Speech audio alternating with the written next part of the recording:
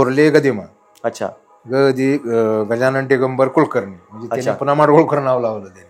अच्छा, गदिमांचं आडनाव हे कुलकर्णी आहे आणि पण त्यांनी आपल्या गावाचं नाव लावलं त्यांनी. नुसतं कुलकर्णी गजानन दिगंबर कुलकर्णी म्हटलं तर आज महाराष्ट्रात आणि कुलकर्णी आहेत, पण हा कुठला कुलकर्णी म्हणून ओळखायचा. गजानन दिगंबर कुलकर्णी म्हटलं तर कोणालाच माहित नाही, कोणीच सांगणार नाही. पण त्यांनी म्हणून साठी त्यांनी म्हणजे गावावर त्यांचं एवढं प्रेम होतं माडगुळकर लावला.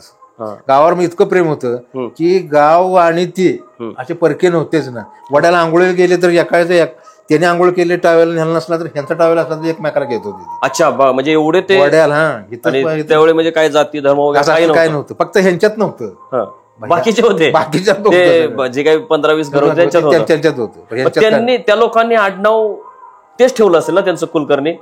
बाकीच्यांचं कुलकर्णी माडगुळकर पर यांचंच आहे फक्त. आता हिथं सुधीर फडके अच्छा यायचे, हिथं येऊन गेले. कुठं हिथं आले या जागेवर? नाही, गदिमा हयात असताना, गदिमा हयात असतानाच सांगतो हिथं आले होते सुधीर फडके हिथं येऊन गेले. आणि काय केलं? अच्छा, ते सुधीर फडकेंनीच गायलंय ते गीत रामायण. गीत रामायण सुधीर फडकेंनीच गायले ना. अच्छा, म्हणजे ते चाल वगैरे जे ते हिथं ठरली, इथं ह्या घरात ठरलेले नाही माडगुळकरांनी पुण्याला ठरले असेल. अच्छा, पुण्याला पण इथं येऊन गेले ते. आता ते सांगायचं आता तुमची लता मंगेशकर. अच्छा, त्या सुद्धा इथे येऊन गेले. बर, हो त्या काळात. बर, त्या सुद्धा इथे येऊन गेलेले आहेत सगळे. पण त्यावेळी म्हणजे लता मंगेशकर मोठ्या झाल्या त्यानंतर, पण त्यावेळी गदिमा त्यावेळी मोठे होते. गदिमा मोठे होते. म्हणजे त्यावेळी लता मंगेशकर म्हणजे असं बाबा आपण मोठ्या व्यक्तीला भेटायला जातोय अशी त्यांची. हे तुम्ही बघितलेलं? चंद्रकांत सूर्यकांत दोघंही भाऊ त्यांचा कुठलाही चित्रपट असेल तर ते दोघं हिरो असणारच. बरं, कुणाचा? गदिमांचा. आणि मराठीमध्ये. आणि हिरोईन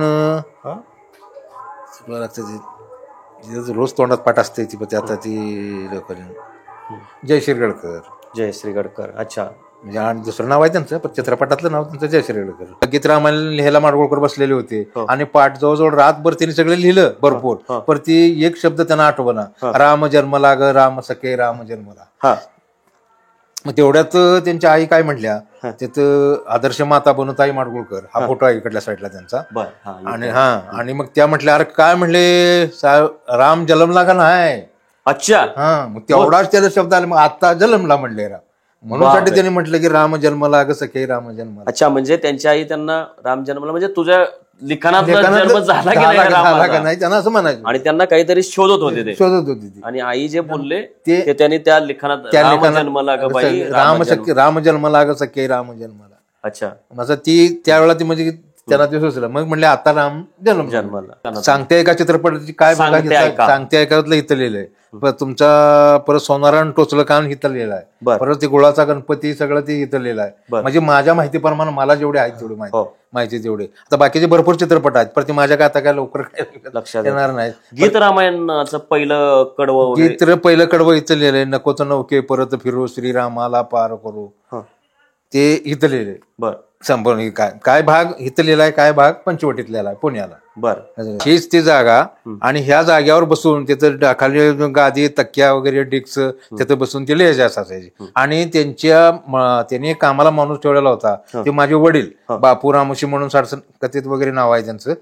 ते बाहेर इथं बसलेले असायचे. ते आमच्या वडिलांनी त्याला म्हटलं तुला ते माडगुळकरांनी त्याला सांगितलं थांब मारू नको म्हणले. बरं, मग त्याला बोललेलं बाबा का कशाला चोराला.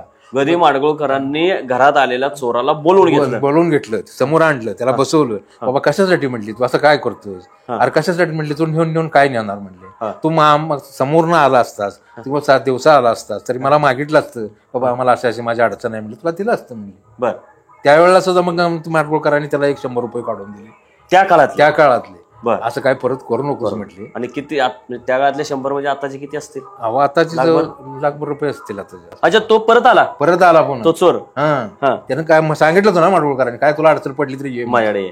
मग ते आले होते म्हणले असं आहे म्हणले, असं काय मुलीचं लग्न वगैरे काय असं काय तर तो बोलला त्यांना. काय बोलल्यानंतर मग ते माडगुळकरांनी काढून त्याला 200 रुपये परत दिले अजून. बरं, माडगुळकरांनी त्याला जवळ घेतलं. बरं, जवळ घेतलं त्याला, अर्ज लिहिलं आणि तिथंच त्यांनी कविता लिहिली, झाला महारो पंढरीनाथ. नमस्कार, लय भारीमध्ये आपल्या सगळ्यांचं स्वागत. मी आता ज्या ठिकाणी बसलेलो आहे, आपण थोडंसं पाठीमागचा भाग बघितल्यानंतर तुम्हाला वाटेल कुठल्या तरी साध्या घरी वगैरे आहेत की काय, हे घर साधं सुद्धा नाही, एका फार महान व्यक्तीचं घर आहे. आणि त्या घरी मी आज आलेलो आहे. आज मला हृदयापासून फार अंतर्मनापासून बरं वाटतंय, कारण आम्ही लहानाचे मोठे झालो, शाळेत धडे गिरवले. आणि हे शाळेत धडे गिरवत असताना एका व्यक्तीचं सतत लिखाण वाचायला मिळायचं. शाळेत अनेक धडे होते त्यांचे. ती व्यक्ती म्हणजे गदी माडगुळकर आणि त्यांच्याबरोबर त्यांचे दुसरे भाऊ व्यंकटेश माडगुळकर. तर ह्या दोघांनी लिहिलेली वेगवेगळी पुस्तकं आहेत. बनगरवाडी आहे, मानदेशी माणसं आहेत, ही वाचलेली आहेत. त्यांनी बनवलेले अनेक चित्रपट बघितलेले आहेत. असे कितीतरी चित्रपट आहेत की जे त्यांनी त्याचं लिखाण केलेलं आहे गदिमांनी, आणि ते आपल्याला माहीत सुद्धा नाही की हा चित्रपट त्यांनी लिहिलेला आहे. अनेक गाणी आहेत, अगदी मामाच्या गावाला जाऊया यासारखी गाणी, असंख्य गाणी आहेत की जे त्यांनी लिहिलेले आहेत. मी गेल्या काही दिवसांपूर्वी मी औंध येथे गेलो होतो आणि औंधाचे जे राजा आहेत पंतप्रतिनिधी, तर त्यांनी स्थापन केलेल्या शाळेमध्ये गदिमा शिकले होते. आणि नंतर गदिमा औंधाच्या राजांनाही पुण्यात असताना भेटले होते. त्याच्या अनेक आठवणींवर मी काही व्हिडिओ औंधातले मी औंधमध्ये जाऊन केलेले आहेत. तुम्ही तेही व्हिडिओ बघा. आणि मी आज स्वतंत्रपूर या ठिकाणी सुद्धा गेलो होतो, परंतु तिथं परवानगी नसल्यामुळे काही व्हिडिओ बनवता आले नाहीत. त्यामुळे त्या विषयावर मी नंतर बोलेन. स्वतंत्रपूरचा उल्लेख करण्यापाठीमागचं कारण हे की जे औंधच्या राजांच्या माध्यमातून एक खुल्ला तुरुंग जो उभारला गेला, त्याच्यावर गदिमांनी चित्रपट लिहिला होता, 2 आखे 12 हात. आणि तो चित्रपट सुपर हिट झालेला होता. आणि असं मराठी साहित्य क्षेत्रातील, मराठी आणि हिंदी चित्रपटसृष्टीतील फार मोठं व्यक्तिमत्व. सर्वात महत्वाचं की त्यांनी गीत रामायण लिहिलं. तर नव्या पिढीला ज्यांचं एक गदिमांचं कर्तृत्व माहीत नाही, परंतु जे आता ज्यांचं 30-35 पेक्षा वय ज्यांचं जास्त आहे त्या लोकांना गदिमा माहीत नाहीत किंवा गदिमांचं कर्तृत्व माहीत नाही असं होऊ शकत नाही. शाळकरी मुलांनाही कदाचित धडे वगैरे असतील, आता जे पुस्तक आम्हाला माहीत नाही, पण त्यांनी जर वाचले असतील तर त्यांनाही गदिमांबद्दल कुतूहल असेल. तर अशा या महान व्यक्तीच्या मी घरात बसलेलो आहे. आणि माझ्यासोबत आहेत महादेव काय सर तुमचं? महादेव बापू मंडले. तर महादेव बापू मंडले यांनी गदिमांना पाहिलेलं आहे. आणि एवढंच नाही तर त्यांचे, गदिमांचे आणि महादेव काकांचे कौटुंबिक पारंपरिक वर्षानुवर्षांचे संबंध आहेत. आता गदिमांच्या घर, त्यांची शेती वगैरे हे सगळं सांभाळण्याचं काम सुद्धा महादेव काका आणि त्यांचे चिरंजीव आहेत सहदेव काका, दोघे जण बघत असतात, त्यांची फॅमिली बघत असते. तर मी महादेव काकांशी चर्चा करणार आहे. तर महादेव काका, पहिल्यांदा आपण ज्या वास्तूमध्ये बसलोय त्या वास्तूतलं महात्म्य सांगा. इथं गदिमा कसे वावरले, इथं त्यांनी काय काय लेखन केलं? ह्या वास्तूचं म्हणजे असं महत्व आहे की माडगुळकरनी हे बामणाचा पत्रा त्यावेळेला तयार केला, नुसता बामणाचा पत्रा म्हणून होता. त्याच नावाने ओळखलं जातं. तर बामणाचा पत्रा हा का नाव दिलं की आणि गावात कुणाचे पत्रे झाले तर हा पत्रा कुणाचा ओळखू येणार नाही, म्हणून साठी त्यांनी ते बामणाचा पत्रा म्हणून असं त्याला नाव दिलं. स्वतः गदिमांनीच दिले स्वतः. आणि दुसरी गोष्ट काय, ते लिहायला जे बसायचे इथं ते ही जागा आहे तुमची. ही जागा असल्यानंतर मी आमच्या कॅमेरामॅनना विनंती करतो की ही जागा आम्ही जिथं बोर्ड दाखवतोय ती जागा दाखवा. हीच ती जागा. आणि ह्या जागेवर बसून तिथं खाली गादी, तक्क्या वगैरे, डिक्स, तिथं बसून ते लिहायचे असायचे. आणि त्यांनी कामाला माणूस ठेवलेला होता, ते माझे वडील बापू रामोशी म्हणून कथित वगैरे नाव आहे त्यांचं. ते बाहेर इथं बसलेले असायचे. जास्त बाहेर जर कोणी आता तुमच्यासारखे जर आले मुलाखत घ्यायला तर विचारलं बाबा, ते सांगायचं थोडा वेळ थांबा. मग ते त्यांना ऐकायला जायचं. मग ते म्हणायचे कोण आलंय बापू, नंतर ते पाठवणार. थोडा काय पाठवू, म्हणजे त्यांच्या त्या लिखाणात त्यांचा ही व्हायचं, खंड पडायचा म्हणून ते म्हणायचे थोड्या वेळानं पाठव, लिंक तुटते म्हणून. मग त्यांनी सांगेल त्यावेळेला आत द्यायची पाठवून. मग इथं बसलेलं नेहमी असायचे इथं. मग काय त्यांचं लिहायचं, मग तिचे बरेच चित्रपट इथे लिहिले. इथं काय काय लिहिलंय जरा सांगा ना. सांगते एका चित्रपटाची काय सांगते ऐकातलं इथं लिहिलंय. तुमचा परत सोनारायण टोचलं कान इथं लिहिलं आहे. परत ते गुळाचा गणपती सगळं ते इथं लिहिलं आहे. म्हणजे माझ्या माहितीप्रमाणे मला जेवढे आहेत तेवढे माहिती तेवढे. आता बाकीचे भरपूर चित्रपट आहेत पण ते माझ्या काय आता काय लवकर लक्षात येणार नाही. गीत रामायणाचं पहिलं कडवं इथं लिहिलंय. नकोच नौके परत फिरू, श्रीरामाला पार करू, ते इथं लिहिले. संपूर्ण काय भाग इथं लिहिलाय, काय भाग पंचवटीत लिहिलाय पुण्याला. बरं, म्हणजे पंचवटी त्यांच्या बंगल्यात लिहिलाय. एकदा तर असं झालं, गीत रामायण लिहायला माडगुळकर बसलेले होते आणि पाठ जवळजवळ रातभर त्यांनी सगळे लिहिलं भरपूर, पण ती एक शब्द त्यांना आठवना. राम जन्मला ग राम सखे राम जन्मला. मग तेवढ्यात त्यांच्या आई काय म्हटल्या, तिथं आदर्श माता बनवताई माडगुळकर हा फोटो आहे इकडल्या साईडला त्यांचा. आणि मग त्या म्हटल्या, अरे काय म्हणले राम जन्मला का नाही. अच्छा. मग तेवढाच त्याला शब्द आला, मग आता जन्मला म्हणले राम, म्हणून साठी त्यांनी म्हटलं की राम जन्मला ग सखे राम जन्मला. अच्छा, म्हणजे त्यांच्या आई त्यांना राम जन्मला म्हणजे तुझ्या लिखाणात जन्म झाला की नाही त्यांना असं म्हणायचं. आणि त्यांना काहीतरी शोधत होते ती. आणि आई जे बोलले ते त्यांनी त्या लिखाणात राम जन्मला ग बाई राम जन्मला ग सखे राम जन्मला. अच्छा, माझं ती त्यावेळेला ती म्हणजे त्यांना ते सुचलं, मग म्हणले आता राम जन्मला. त्यावेळेला तिने ती लिहिली होती पुढे काय असेल ती, म्हणजे काय असं घरच्यांचं त्यात सहकार्य आहे, त्यांच्या भावांचं आहे, आईंचं आहे, सगळ्यांचं आहे. आणि हा बामणाचा पत्राचे म्हणून जे नाव दिलंय ते सगळं त्यांनी दिलेलं आहे. ही जे सगळे वास्तू आहे ते सगळे त्या काळातले, आताही प्लॅस्टर वगैरे मुक्तेश्वर माडगुळकर म्हणून आहेत त्यांचा पत्न्या, ही त्यांनी सगळं करून घेतलेलं आहे. आता ही सगळी फरशी वगैरे आहे ती त्या काळातली आहे. ही लाकूड वगैरे सगळं तर ती त्या काळातलं आहे सगळं. बाकीचं इथं काय त्यांच्या काळातलं सगळं आहे. त्यावेळेला झाडं बिडं इथं काय नव्हती. आता ही मुक्तेश्वर माडगुळकरांनी मला सांगितलं की बाबा एवढी एवढी झाडं मी आणून देतो, एवढे रोपं लावून की आता ही झाडं सगळी पाणी घालून मोठे केलेले आहेत, ते मी केलेले आहेत सगळे केलेले. अजून मी सगळे ही जी वास्तू आहे ही जशीच्या तशी गदिमांची तुम्ही जपलेली. हो. हे घर कोणी बांधलं होतं, म्हणजे गदिमांनी की त्यांच्या वडिलांनी? नाही, गदिमांनीच, त्यांनी स्वतः. ही लाकूड सगळं हैदराबादवरून आणलेलं आहे त्यांनी सगळं. हैदराबाद मिस्त्री त्यावेळेला हैदराबादवरून, इथं काय मिळत नव्हतं त्या काळात. इथं मिस्त्री तुम्ही चांगलं असं बसवायला मिळत नाही, त्यावेळेला आणून त्यांनी ते सगळं त्यावेळेला ते तयार केलेलं आहे सगळं. आता फक्त ही तोडफोड झालेले सगळे दुरुस्त केले सगळे. आणि तुम्हाला सांगायचं म्हणजे माडगुळकर त्यांची विद्याताई माडगुळकर त्यांची मंडळी ते दोघ जण इथं असायचे की ते बाथरूम त्यावेळेला त्यांच्या मंडळीला आंघोळ करण्यासाठी केलेलं आहे.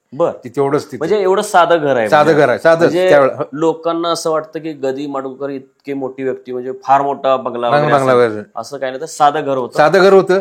फक्त इथं जायचं टॉयलेट वगैरे त्यावेळेला संडास वगैरे काही नव्हतं, सगळे ओपनवरच जात होती ती. त्यांची मंडळी सुद्धा बाहेर. विद्याताई माडगुळकर सुद्धा आल्या तर एवढा पडदा इथं असायचा. माझे वडील त्यांना पाणी द्यायचे, इथं आंघोळ झाली का ती परत बाथरूमला वगैरे तिकडे जाऊन यायचे सगळे माझ्याकडे. अच्छा, तुम्ही त्यांना गदिमांना पाहिलं होतं? पाहिलं ना. मी तिथेही पाहिले, पंचवटीतही पाहिले आणि परत इथंही पाहिले. इथं आल्यानंतर इथं बसले तर आम्ही घरी गावात राहायचो. किती वय होतं तुमचं? माझं तरी 12, 13, 14 वर्ष होतं की 15 वर्षाचं होतं. तुम्हाला ते सगळं आठवतं सगळं मला सगळं. कसा तुमचा त्यांचा संवाद असायचा, कसे बोलायचे तुमच्याशी? आमच्याशी म्हणजे कसं, आम्ही जे लहान आमचे वडील आम्हाला दबावायचे ना, असं काय चाललं असलं तर पुढे जायचं नाही, बोलायचं नाही. त्यांना पटलं नाही, अरे काय बापू काय म्हणतोय पोरगा, काय म्हणत वडिलांनी दबावलं तर ते म्हणायचे की अरे येऊ दे मुलाला, काय आपल्याला काय अपेक्षा काय जर आपल्याला देतील ह्याची आम्ही पळत यायचो. मग आल्यानंतर मग ते म्हणा काय चाललंय, काय म्हणतोय, कशासाठी आलाय, काय म्हटलं तर काय नाही सस्ता झालेला आहे ते बोलवायचे. मग आम्हाला काय असलं 5-10 रुपये द्यायचे, आम्ही आपल्या गोळ्या मारत जायचं गावात पळत. मग गोळ्या बिस्किट काय असेल ते घ्यायचं गावात असं. बरं, तुमचे आणि त्यांचे कौटुंबिक संबंध होते, तुमचे वडील कामाला होते, तर ते संबंध कसे होते? अतिशय चांगले संबंध होते. आम्ही तिथं पंचवटीत राहायला होतो. एका साईडला ते पुढंच पंचवटी बंगल्यात राहत होते, गॅरेज त्यांचं होतं, त्या गॅरेजमध्ये आम्ही राहत होतो. तिथं साईडला माझे वडील, मी, माझी आई, माझे 2 भाऊ, माझी 1 बहीण, अशा आम्ही एवढं आमचं कुटुंब होतं तिथं राहायला. म्हणजे तुमचं पूर्ण कुटुंबाला सुद्धा तिथं राहायला जागा होती, मोठी जागा होती. आता पंचवटी थोडा बाकी झालेला आहे, पण आता ती त्यावेळेला मोठी जागा होती तिथे. पाठीमागून रेल्वे आहे, त्याच्या बाजूने पुणे बॉम्बे हायवे रोड आहे तिथं. आता तिथं त्यांच्या तिथं बाकीचं बी तिथं काय बघलं. एकदा तर असं झालं, एकदा चोर आल्यानंतर चोर मागणं रेल्वेच्या फटकातून ही तार ओपन करून आत शिरली. मग आमचे वडील तशी ती आल्यानंतर त्यांना आमच्या वडिलांनी आत येऊ दिलं. लगेच हटकलं नाही त्याला, कोण आला कशाला आत येतो म्हणून. आत येऊन धरून पडवलं. त्यावेळेला चोर आला होता. मग आमच्या वडिलाकडे त्यावेळेला फरशी कुऱ्हाड होती. तुम्ही सांगताय का चित्रपट जर पाहिला असेल त्यात फरशी कुऱ्हाड आहे बघा, ती आमच्या वडिलाकडली जायची, त्या चित्रपटात काम केलेली. ती आता कुऱ्हाड माझ्याकडे घरी यायची, इथं नाही आणली, मी घरी ठेवलेली. त्यावेळेला ते आमच्या वडिलांनी त्याला म्हटलं तुला ते माडगुळकरांनी त्याला सांगितलं साम मारू नको म्हटले. मग त्याला बोललेलं बाबा का कशा चोर आला. गदी माडगुळकरांनी घरात आलेल्या चोराला बोलवून घेतलं, समोर आणलं, त्याला बसवलं. बाबा कशासाठी म्हटली तू असं काय करतोय, अरे कशासाठी म्हटली तू, नेऊन काय नेणार म्हणले, तू समोर न आला असतास किंवा 7 दिवसा आला असतास तरी मला मागितलं असतं, बाबा आम्हाला अशी माझी अडचण आहे म्हणली, तुला दिलं असतं म्हणली. बरं, त्यावेळेला सुद्धा मग माडगुळकरांनी त्याला 100 रुपये काढून दिले त्या काळातले. असं काय परत करू नकोस म्हटले. आणि किती त्या काळातले 100 म्हणजे आताचे किती असतील? आताचे लाखभर रुपये असतील आताच्या. अच्छा, बर. आणि मग ते गेला चोर तिथून.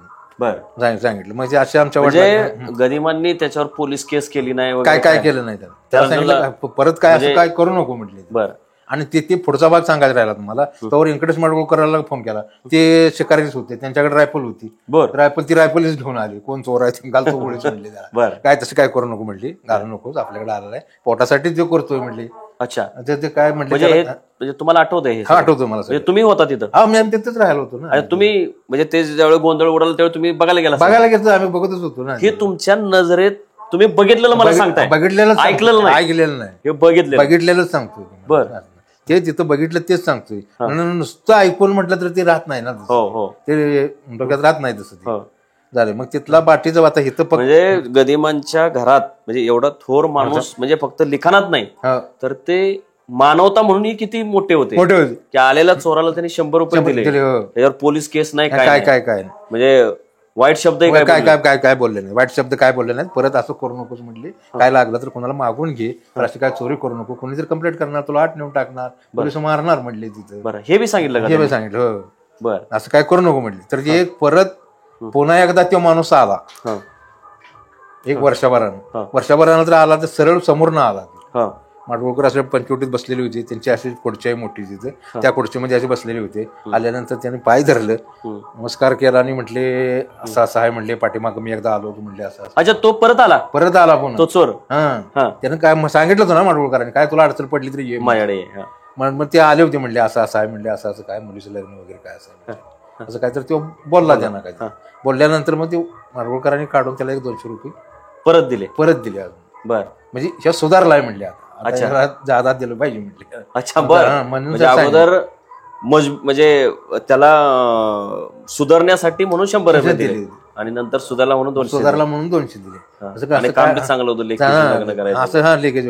तरी त्याला सांगितलं, पुन्हा सुद्धा सांगितलं काय अडचण आली तरी पण बाकीचं काय करू नको असं, म्हणजे असं समजून त्याला सांगून असं पाठवलं. बरं, अजून एक किस्सा असाच आहे. एक चांगला माणूस होता आणि त्याला अशी पैसे मागायची सवय होती. अच्छा, तर त्याने काय केलं, माडगुळकरांच्या पंचवटीच्या पुन्हा बॉम्बे हायवे रोड आहे, त्या रोडच्या साईड बाजूला तो बसला, शर्ट बिर्ट काढून सगळा असं भारी करून घाटला आणि असं रांगत यायला लागला. माडगुळकर बसलेली होती तिथे, रांगत आला, आंधळ्याला पांगळ्याला काय तर द्या म्हटलं, महाराज काय असं झालंय म्हणले. माडगुळकरांनी ते बघितलं होतं, तिथं उभा राहिलेला, खाली बसलेला. आल्यानं त्यानं सांगितलं, माडगुळकर म्हटले त्याला, हे बघ तू पळाला तर म्हटले तुला 100 द्यायचं, म्हणजे तू कसा आहे मला कळलं पाहिजे, तू पळून यायचं म्हटलं त्याला शिवून माग 100 देणार म्हटलं. आणि तुटले मध्ये खाडजरांना उभा खाडजरांना उभा राहिलं पळालं, आलं पळून मग. आणि त्याला सांगितलं परत असं खोटं काय करू आणि तुला लागेल ते पोटाला मागून घे. अरे चांगला धनधाकट आहे म्हटले, तू काम कर, तुझी शाळा बेळे किती झाली बघ, जसं माझ्याकडे तुला कामाला ठेवतो. अच्छा, असं सुद्धा म्हटले त्याला. मग ते म्हटले शाळा माझी काय नाही, असं म्हणजे असले उद्योग बंद कर म्हटले. म्हणजे आलेल्या माणसाला करणारा सुद्धा तेच समजून सांगत होते. अच्छा, असा हे तिथला किस्सा आहे. हिथं जर आले तर हिथं त्यांचं लिखाण काम चालायचं. बरं, दुपारच्या वेळेत 2 वाजता ती त्यांचं जेवण करून एकदा जेवायला घरी जायची. आदर्श माता बनवताय माडगुळ त्यांची किती घरी राहायची. त्यांचा बामणाचा वाडा म्हणून त्यांचा पुढा आहे तिथं. अच्छा, इथं अजून आहे वाडा, ती पडलेलं जातं व्यवस्थित आहे. तर ती जेवण करून तिथनं पुन्हा 12-1 वाजता इथे यायची. पुन्हा जेसरण झाले का पुन्हा 3-4 वाजता फ्रेश होऊन झाले का परत पुन्हा लिहायला बसायचे. झाले का परत 5च्या पुढं 5-6 आणि गावात जायचे. गावात गेल्यानंतर तिथं हनुमान मंदिर आहे. मग हनुमान मंदिरच्या पुढं तिथे एक साधा कट्टा होता पार, त्या पारावर एक लिंबाचं झाड होतं. त्या लिंबाच्या झाडावर माडगुळकर तिथे खाला जाऊन तिथे बसलेले असायचे 5 ते 6च्या दरम्यान. मग तिथले गावातले 5-50 लोक तिथे यायची. तिथं आल्यानंतर मग आता अण्णा आलेत, माडगुळकर आलेत म्हटलं सगळे बसायचे ना. अच्छा, म्हणजे गावातही त्यांना मान सन्मान होता. मग लोक सगळे 5-50 लोक गोळा व्हायचे. 5-50 म्हणजे त्यावेळेची लय झाली. आणि मग ते बसल्यानंतर मग आता त्यांचं कसं विषय निघायचा, मग कुणाच्या तोंडातनं काय येतंय, तुमच्या तोंडातनं काय येतंय, तुम्ही काय म्हणताय, मी काय म्हणतोय, त्या कपड्या सगळ्या चाललेल्या असायच्या. आणि जी काय त्यांच्या तोंडात येईल ती त्यांना काय पाहिजे असं इथे सगळी घ्यायची, इथं येऊन ती लिहायची. बर. ग्रामीण भागातलं सगळं. अच्छा. बर. म्हणजे माणसं गोळा करून नुसतं फुकट बसून होती, ती आलेली ती इथं लिहायची. बर. सगळं. अच्छा. आणि म्हणजे इथले जे बहुजन वर्गातले लोक आहेत 18 पगड जातीचे, म्हणजे त्यांनाच त्यांचं म्हणजे आयुष्य ते सांगतो तुम्हाला. ते किस्सा झालेला सांगतो तुम्हाला. माडगुळकर शाळेत होते, तिथेच आमची हनुमान मंदिरच्या पुढे चावडी म्हणून शाळा होती, तिथे एक मागासवर्गीय विद्यार्थी होता आणि माडगुळकर बी त्याच शाळेत होते, म्हणजे मी ऐकलेलं सांगितलं म्हणजे. आणि ते झाल्यानंतर मग ते शिक्षक होते ते कुलकर्णी होते, ब्राह्मण समाजाचे होते. आल्यानंतर मग दिवस विद्यार्थी काय त्यावेळेला कसं होतं, या मागासवर्गीयांना पाणी वगैरे असं काय असं कोण घेऊन देत नव्हती, वर्ण पाणी द्यायची. म्हणून त्या विद्यार्थ्यांना त्यांनी ते शिक्षकाने 2 थोबाड मारले त्याला, आंघोळ का करून आला नाही म्हणून. तो म्हणला सर काय करायचं, म्हणला पाणी नाही गुरुजी घरी, वर्ण दिलं तर पाणी आम्हाला आंघोळ आहे. पुन्हा त्याने थोबाड मारली, कपडे धुतले नाही म्हणले. माडगुळकरांनी त्याला जवळ घेतलं. बर.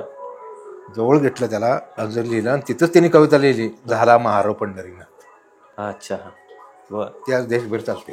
हो. अच्छा. ती कविता त्यावेळेला तिथं लिहिलेली त्यांनी कविता. बरोबर.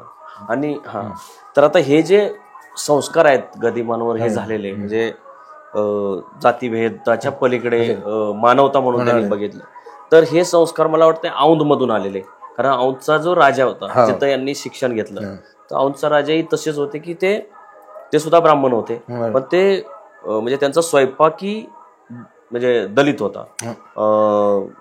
ते त्या दलितांच्या घरी 18 पगड जातीच्या लोकांच्या घरी जाऊन ते जेवायचे.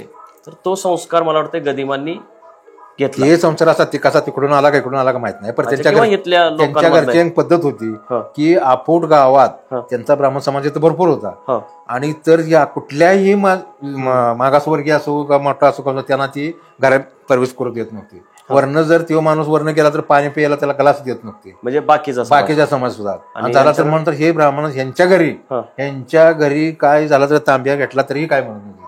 अच्छा. हो. सगळं त्यांना पाणी वगैरे सगळं भांडी धुयाचं काम करायचं काम हे सगळे मागासवर्गीय लोकच करत होते सगळे. बर. आणि तिथं म्हणजे पहिल्यांदा प्रवेश दिला असेल ते मोठं फार त्यांनी काम केलंय. त्यांची आई आदर्श माता बनत आहे माडगुळकर, त्यांनी त्या लोकांना सगळा एक इथं त्यांच्या गावात एक आमच्यातली एक लेडीज होती, माझी आजी होती, त्यांच्याकडेच कामाला होती तिथं, सगळे ही त्यांच्या घरचं काम करत होतं. म्हटले अरे म्हटले एक असाच किस्सा सांगतो तुम्हाला. ते झाल्यानंतर मला त्या कालदी काकू मग त्या श्याम काका माडगुळकरांची मंडळी, मग त्या शिक्षिका होत्या, त्या मला काय म्हटल्या, एक दुधाचा तांब्या घे आणि तिथं ते शांता काकी म्हणून त्यांच्यातल्या होत्या, त्यांच्या घरी नेऊन दे. दिल्यानंतर मला आपला ती तांब्यात दिला, मी घेतला, आपला गेलो. माझ्या काय शर्ट जरा फाटलेलं झालेलं त्यावेळेला काय परिस्थिती आहे, हाफ चड्डी, आणि मग ते घेऊन गेलो. गेल्यानंतर त्यांना ती पटत नव्हतं ना, त्याने म्हटले काय आणलंयस, मी म्हटलं काकून दूध दिलंय, खाली ठेव म्हटलं. खाली ठेव म्हटल्यानंतर त्या आत गेल्या, पुन्हा ते आत घेता पाणी आणलं, माझ्या अंगावर टाकलं, त्या दुधावर टाकलं, आणि नंतर पण ती तांब्या त्याने आत घेतली. अच्छा. मला नाही सण झालं ती. मी आल्यानंतर मी म्हटलं काकू उद्यापासून मला काय पाठवू नका म्हटलं. तर का रे म्हणले काय झालं, तर काका बसलेली होती तिथे. काय झालं रे म्हणले, अहो म्हणले तिने म्हणले माझ्या अंगावर पाणी टाकलं, म्हटलं तर दुधावर पाणी टाकलं आणि ती मग ते दुधात घेतलं, आम्ही इतकं घाण आहे म्हणलं. अच्छा. एवढी अस्पृश्यता त्यावेळी होती. मग त्यावेळेला मग म्हटल्यानंतर मग काका उठले ताडतीनं म्हणले बघ. काका म्हणजे कोण? श्याम काका माडगुळकर. अच्छा. त्यांचे 4थ्या नंबरचे बंधू. अच्छा. बर. मग ते काय बोलले? ते बोलले परत द्यायचं नाही म्हणले, इथं म्हणले त्याला दे नसेल दुसऱ्याला दी, आता रेडको सोड म्हणले, पण ही माणसं परत आपल्या घरी येणार नाही. अच्छा. हे दक्षता ठेव दिलं नाही त्यांनी. बर. दुसरं ते स्वतः घरी आले, अहो ते दूध का दिलं नाही, आजपासून तुमच्याकडे दूध येणार नाही आणि आम्ही देणार नाही. बर. कारण तुमच्या घरी आमच्या घरनं माणसं आलेली तुम्हाला चालत नाही, तांबे आमचा म्हणजे दूध आमचं, आणि तुम्ही पाणी टाकून पूर्ण घेता, म्हैस तीवर असतो पिळलेली हातानेच आम्ही तिथे कसं चाललेलं म्हणलं, मग हे कसं कसं प्यायलाच नाही पाहिजे, प्यायलाच नाही म्हणजे बात नाही, उद्यापासून यायचं नाही, दिलं नाही दिलं. बरं. गदिमांनी म्हणजे तुम्हाला थोडा काळ त्यांचा आठवत असेल, परंतु औंधाच्या राजाविषयी वगैरे कधी त्यांच्या कुटुंबातले लोक कधी समजा यांना भेटायला आलेत वगैरे, किंवा काही आठवणी अशा काही, किंवा ते कधी औंधाला गेलेत वगैरे? औंधाला गेलेले हे ऐकून माहित आहे. नाही नंतर मोठे झाल्यानंतर विद्यार्थी तसे तर ते छोटे एवढे मोठे चित्रपट आम्हाला गेले होते, तिथे राहिले होते काही दिवस त्यांनी तिथे काढले, तिथे ते बी माहिती आहे सगळं. औंधा काढले, पुन्हा तुमच्या गोंदावलेला काढले, पण काय काय भाग ह्याला कोल्हापूरला काढलाय. त्यांचा एक धडा बी होता औंधचा राजा, नाही त्यांचा नाही, शंकरराव खरा. आणि तर ती इतकं झालेलं होतं म्हणजे औंधा आता इतकं पाठीमागचं काय मला काही माहित नाही. तिथे औंधा गेले होते, तिथे राहिले होते, त्या शाळा शिकले तिथं, त्याला तिथं पुन्हा गोंदावलेला काही दिवस काढले, पुण्याला काही दिवस काढले, असे जे कोल्हापूरला काही दिवस काढले. असं त्यांचं शिक्षण असं बाहेर झालं, कारण का त्यांचे वडील शिक्षक होते. त्यांच्या त्यावेळची परिस्थिती तशी नाजूकच होती. हे 5 जण भाव होते, भावांचे नाव हे तुम्ही कुटुंब त्यांचं कसं सांगतो. थोरले गदिमा, अच्छा, गजानन दिगंबर कुलकर्णी, म्हणजे त्यांनी पुन्हा माडगुळकर नाव लावलं त्याने. अच्छा, गदिमांचं आडनाव हे कुलकर्णी आहे, आणि पण त्यांनी आपल्या गावाचं नाव लावलं. नुसतं कुलकर्णी, गजानन दिगंबर कुलकर्णी म्हटलं तर आज महाराष्ट्रात आणि कुलकर्णी आहेत, पण हा कुठला कुलकर्णी म्हणून ओळखायचा. गजानन दिगंबर कुलकर्णी म्हटलं तर कोणालाच माहित नाही, कोणीच सांगणार नाही. पण त्यांनी म्हणून साठी त्यांनी म्हणजे गावावर त्यांचं एवढं प्रेम होतं, माडगुळकर लावला. गावावर इतकं प्रेम होतं की गाव आणि ते असे परके नव्हतेच ना. वड्याला आंघोळीला गेले तर एकाचं त्याने आंघोळ केले, टावेल न्यायला नसला तर ह्यांचा टावेल असला तर एकमेकाला घेत होते. अच्छा, म्हणजे एवढे ते वड्याला त्यावेळी म्हणजे काय जाती धर्म वगैरे काय नव्हतं, फक्त ह्यांच्यात नव्हतं, बाकीचे होते. जे काही 15-20 घर होते त्यांच्यात होतं. त्यांनी त्या लोकांनी आडनाव तेच ठेवलं असेल ना त्यांचं कुलकर्णी. बाकीच्यांचं कुलकर्णी, माडगुळकर पण यांचंच आहे फक्त. अच्छा, म्हणजे अख्ख्या भारतात, महाराष्ट्रात माडगुळकर आडनावाचे हे एवढं एकच. आता कसं झालंय, आता अनेक लोक लावायला लागले माडगुळकर, म्हणजे तुमच्या गावातली. कारण माडगुळकर लावल्यानंतर जरा किंमत वाढते म्हणून साठी ते लावायला लागले. तसे बी करायचं किंवा माडगुळकरांबद्दल आदर गावांबद्दल. आता मला सांगा, मी आता बाहेर गेलो, एखाद्याला बाहेर गेलो, कुणी विचारलं कुठला आहे तू बाबा, कुठला आहे तुम्ही काय वगैरे, तर आम्ही आटपाडीचं सांगत नाही ना, मग माडगुळकरांच्या गावचं सांगतो आम्ही. अच्छा, म्हणजे आम्ही बाहेर गेला तर आठपाडीचं नाव सांगत नाही, आम्ही माडगुळकरांच्या गावचं म्हटलं का जवळ रिस्पेक्ट लगेच वाढतो लगेच. मग लगेच जसं विचारायला चालू करते, तुम्ही जसं विचारता मग त्यांचं काय तिथं आहे, कोण आहे तिथं, कोण बघतं त्यांचं. मी सांगतो बा आम्ही बघतो म्हटल्यानंतर काय लोक गदिमा प्रेमी आहे, ते आमच्या माझ्या पाया सुद्धा पडते. माडगुळकर तुम्हीच आला म्हणून इतकं मोठं तुम्ही भाग्यवान आहे म्हणले. अजून सुद्धा लोक येतात, काय लोक आल्यानंतर सांगतात बाबा आम्ही कोण लागून गेलोय म्हणलं, त्यांचं जे आहे तेवढं आम्ही माहिती सांगतो. अहो तुम्ही लई फार मोठं नशिबाचं आहे, माडगुळकरांच्या घरात आणि त्यांची एवढी माहिती सांगताय, म्हणजे आज तुम्ही माडगुळकर तुम्हीच आहे. बरोबर, असं कोण सांगत नाही म्हणले, असं कोण नाही म्हणले. आता इथं गावात जर विचारलं कोपऱ्यात, आता तुम्ही विचारलं असेल मगाशी, मला माहिती घ्यायची, बरोबर. तर ते काय लोकांना माहित नसतं, हे आम्हाला पत्रात येत आहे म्हणले, जावा बघा जाऊ. हो, पहिल्यांदा तसेच बोलले. मी म्हटलं नाही मला, मी पत्रकार आहे, मला जरा व्यवस्थित माहिती हवी त्यांना, गदिमांचं साहित्य वगैरे. मग त्यांनी तुमचं नाव सांगितलं. अच्छा, तर तो जो काळ होता, म्हणजे गदिमांचा तुम्ही काळ बघितला असेल, उत्तरार्ध त्यांचा, त्यानंतरचा काळ, त्यांचे चित्रपट, साहित्य याविषयी तुम्हाला काय आठवणी आहेत? म्हणजे जसं तुम्ही सांगितलं पुण्याला सांगते एका चित्रपट किती 156 आठवडे चालला, 152 आठवडे, तसं 152 आठवडे. तर अशा काही आठवणी सांगा ना जरा. भरपूर चित्रपट आहेत त्यांचे, चित्रपट आहे ते भरपूर, तेच चालेल, एक 6-6 महिना 2-2 महिन्याचा चित्रपट चाललेले. बरं, आणि त्यांचे सगळे चित्रपट सगळे चांगलेच आहेत सगळे त्यांचे. आणि त्या काळात असे मोठमोठे साहित्यिक, कलावंत वगैरे घरी आलेले तुम्ही बघितले कोण कोण? जर नाव सांगा ना त्या काळात. आता हिथं सुधीर फडके, अच्छा, यायचे हिथं येऊन गेले. कुठं? हिथं आले या जागेवर? नाही, गदिमा हयात असताना, गदिमा हयात असतानाच सांगतो, हिथं आले होते सुधीर फडके हिथं येऊन गेले. आणि काय केलं? अच्छा, ते सुधीर फडकेंनीच गायलंय ते गीत रामायण? गीत रामायण सुधीर फडकेंनीच गायले ना. अच्छा, म्हणजे ते चाल वगैरे जे ते हिथं ठरली, इथं ह्या घरात ठरलेले नाही, माडगुळकरांनी पुण्याला ठरले असेल. अच्छा, हा, पुण्याला पण इथं येऊन गेले ते. आता ते सांगायचं, आता तुमची लता मंगेशकर, अच्छा, तिथे असणार, त्या सुद्धा इथे येऊन गेले. बर, हो, त्या काळात. बर, त्या सुद्धा इथे येऊन गेलेले आहेत सगळे. पण त्यावेळी म्हणजे लता मंगेशकर मोठ्या झाल्या त्यानंतर, पण त्यावेळी गदिमा त्यावेळी मोठे होते. मग गदिमा मोठे होते, म्हणजे त्यावेळी लता मंगेशकर म्हणजे असं बाबा आपण मोठ्या व्यक्तीला भेटायला जातोय अशी त्यांची, हे तुम्ही बघितलेलं. बरं, आणखी असं कोण कोण तिकडं पुण्यातलं म्हणा, इथलं असं भेटायला आलेलं अजून कोण? आता कलावंत वगैरे जुने आता जुने कलाकार म्हणजे त्यांनी चित्रपट काढलेले तुमचे ते काय त्या हिरोंचा काय नाव आठवण राहत नाही एवढं जुने व्ही शांताराम वगैरे नाही तिकडे आले असतील की ते तिथे पंचवटीच आले असतील. बर झाले असतील. बर आता तुम्ही मला एक ह्यातलं नवल असं वाटलं हे चंद्रकांत सूर्यकांत. अच्छा हो चंद्रकांत सूर्यकांत दोघंही भाऊ त्यांचा कुठलाही चित्रपट असेल तर ते दोघं हिरो असणारच. बर कुणाचा गदिमांचा आणि मराठीमध्ये आणि हिरोईन रोज तोंडात पाठ असते ती आता ती जयश्री गडकर. अच्छा म्हणजे आणि दुसरं नाव आहे त्यांचं पण चित्रपटातलं नाव त्यांचं जयश्री गडकर. परत उषा चव्हाण नाही, उषा आता चव्हाणच्या आत्ताच्या आहेत त्या. परत बरं ठीक आहे. आता मला एक इथं आल्यानंतर इतकं छान वाटलं की गदिमांचं हे घर म्हणजे जुन्या पद्धतीची जी घरं होती ती बऱ्यापैकी तुम्ही ठेवलेली आहे, म्हणजे कौलं आहेत तशीच, फक्त हे प्लास्टर केलंय वगैरे. मला वाटतं पूर्वी ते शाडूच्या मातीने वगैरे तसं पहिलं ते सांगत राहिलं तुम्हाला. हे पांढरीच्या मातीनं सारवल्यालाच घर होतं. बर पर हे काय झालं, जीर्ण झाल्यानंतर पडायच्या अवस्थेत झालं. मग झाल्यानंतर मग पुन्हा हे सगळे त्यांच्या पुतण्या आहेत ते मुक्तेश्वर माडगुळकर म्हणून आहेत, ते आता सध्या बीडीओ आहेत. बर पडलं मग ते म्हटले असेच लोक आल्यानंतर बघून जायचे. म्हटले मला म्हटले असं माझा आहे. मला म्हटले काय म्हणतात तुम्हाला?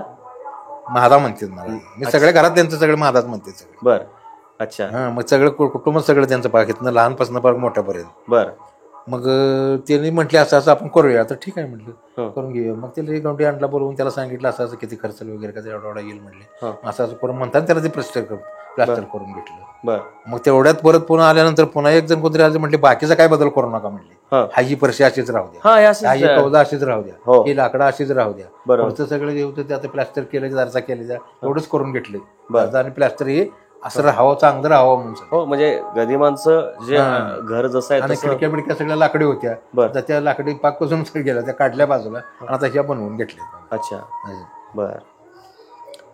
तर तुमचे वडील त्यांच्या कुटुंबाचे सेवा करत तुम्ही केली, तुमचे आता चिरंजीवी करतात. आता त्यांना एवढे वर्ष का म्हणजे त्यांच्यासोबत टिकून आहेत, म्हणजे इतकी वर्ष, नाहीतर दुसरं कोणी असतं तर म्हणजे त्याला आपल्या गावच्या भाषेत शिंग फुटले. तर तुम्ही एवढे कसं काय, एवढा घरोबा, इतक्या पिढ्या, म्हणजे आता ही तिसरी पिढी आहे. बरोबर आहे की तिसरी पिढी आमची आहे. पण ती कसं आता जर त्यांची मुलं वगैरे जर आली तर ती आम्हाला असं काय ती परका आहे असं नाही. आम्ही एक त्यांच्या घरातला आहे असं. आता जुनी माणसं म्हणून आता त्यांची सुनबाई आहेत मायाताई माडगुळकर म्हणून आहेत, म्हणजे शीतल माडगुळकर असं त्यांना त्या नावानं ओळखतात. आता पंचवटी ते आहेत तिथं. ते गेल्यानंतर त्यामुळे आमच्या घरातलाच एक माणूस आहे. माझा म्हणजे काय परका माणूस नाही, हे आमच्या घरातलाच आहे सगळं कुटुंब. असं त्यांनी जर आपल्याला शब्दात म्हटले तर आपण कसं वागलं पाहिजे. बरोबर आहे. आपली काय किंमत आहे, कोण विचारतो आपल्याला. बर कोण महादा म्हटले, कोण म्हटलं, कोण विचारणार, कोणतरी असला. बरं त्यांच्या शब्दामुळे ती आपल्याला एवढी मोठी किंमत देते म्हटल्यानंतर आपण मग सांभाळच पाहिजे. मग त्यात काय आपला फायदा म्हणून बी नाही आणि काही तोटा म्हणून बी. बरोबर. त्यांचे आता त्यांचं कुटुंब जे आहे ते आता किती मोठं आहे? आता त्यांचं कुटुंब सांगतो ते 5 जण भाऊ. तर भावांची सगळी माहिती तुम्ही राहिले सांगायची. गदिमांचे 5 जण भाऊ गदिमा आहेत. बरं गदिमा हे माडगुळकर नाव बदललं कोणी? गदिमांनी. अच्छा तेच नाव व्यंकटेश माडगुळकरांनी. तेच व्यंकटेश माडगुळकर. आणि उरलेले 3 भाऊ हे उरलेले 3 भाऊ. एक प्राथमिक शाळा शिक्षक होते बादी माडगुळकर म्हणून, त्यांनी बी नाव बदललं, माडगुळकर केलं. मग सगळे माडगुळकर, पुन्हा माडगुळकरच सगळे. अच्छा म्हणजे बघा म्हणजे भावाभावांमध्ये सुद्धा किती प्रेम होतं. सगळे युट्यूब शेड आता सगळ्या पोरांचं नातवांचं सगळ्या माग. मध्येच एक असंच एक वर्षा माडगुळकर म्हणून आले, त्यांच्या भावकीतल्या आहेत त्या. अशा आल्यानंतर त्यांनी बरेच मला सांगायला लागले, त्यांचे फोन यायला लागले वगैरे यायला लागले. मी वर्षा माडगुळकर अशा बोलते. मी म्हटलं मला काय कळलं ना. मी त्यांच्या माया शीतल माडगुळकरांना विचारलं, अहो हे वर्षा माडगुळकर कोण, हे आपल्यातले कोण नातबीत आहे का, कोण आहे, मुलाची मुलगी वगैरे कोणाचं नाव कोणी लावायला आहे. अरे ते नाही म्हटले, मला बी काय माहित नाही, ते आपल्या भावकीतले आहेत. बरं तिथल्या माडगुळच्याच आहेत त्या भावकीत. त्यांनी सुद्धा माडगुळकर आडनाव लावलंय. अच्छा ओळखतात म्हणजे बाकीच्याही काही कुलकर्णींनी माडगुळकर नाव केलं. बरं आता मग ती आता त्यांच्या कुटुंबात ते नाहीत ना काय ते सांगते ना. मग यांचे तर कुटुंब हे 5 जण भाऊ. अंबादास माडगुळकर म्हणून होते, ते प्राध्यापक होते कोल्हापूरला. बर त्याला 5 जणांपैकी आता कुणीही राहिलेलं नाही. 5 जणांच्या बायका, त्यातलं कुणी सुद्धा राहिलेलं नाही, सगळी गेली. आणि ती झाली पुन्हा माडगुळकरांची मुलं. माडगुळकरांना 3 मुलं, गदिमांना 3 मुलं आणि 4 मुली होत्या. 4 पैकी त्यातली 2 मुलं गेली आणि 1 मुलगी गेली. असे त्यांची अशी 3 गेली त्यातली. आता राहिला फक्त 1 मुलगा, गीत रामायण गातात बघा, आनंद माडगुळकर. आकाशवाणीवर टीव्हीवर असते त्यांचा कार्यक्रम सारखा. फक्त पंचवटीत ती आहेत.